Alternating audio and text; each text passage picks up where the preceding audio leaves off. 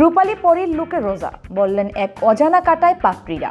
বিয়ের 1 বছর পূর্তির দিনে সামাজিক মাধ্যমে এমন রহস্যময় বার্তা দিয়ে নতুন আলোচনার জন্ম দিয়েছেন সঙ্গীত শিল্পী ও অভিনেতা তাহসান খানের স্ত্রী, আন্তর্জাতিক খ্যাতিসম্পন্ন মেকআপ আর্টিস্ট রোজা আহমেদ। ভক্তদের মনে উচ্ছ্বাস আর কৌতূহল উভয়ই জাগিয়েছে এই পোস্ট।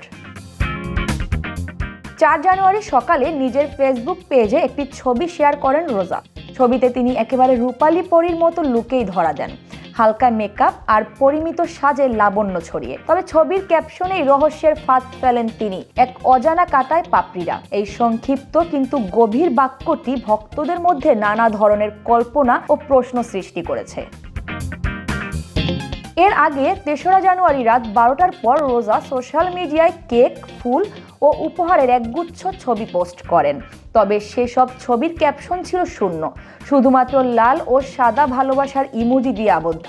ভক্তরা ধরে নেন এগুলো ছিল তাহসান রোজার প্রথম বিবাহবার্ষিকী উদযাপনের মুহূর্তের সাক্ষী। প্রথম বিবাহবার্ষিকীতে এ ধরনের মুহূর্তগুলো পোস্ট করার মাধ্যমে রোজা ভক্তদের সাথে নিজের আনন্দ ভাগ করে নেন। তবে অজানা কাটা উল্লেখ ভক্তদের মনে কৌতূহল ও চিন্তার ছোঁয়া যোগ করেছে। ভক্তরা এখন নানা প্রশ্ন তুলছেন, এটি কি নিছক কবিতার মতো অনুভূতির প্রকাশ, নাকি এর আড়ালে রয়েছে অন্য কোনো ইঙ্গিত? তবে যাই হোক না কেন, রোজার প্রকাশিত এই ছবিগুলো ও রহস্যময় ক্যাপশন তার খোলামেলা ও শিল্পী সত্তার পরিচয় ফুটিয়ে তোলে।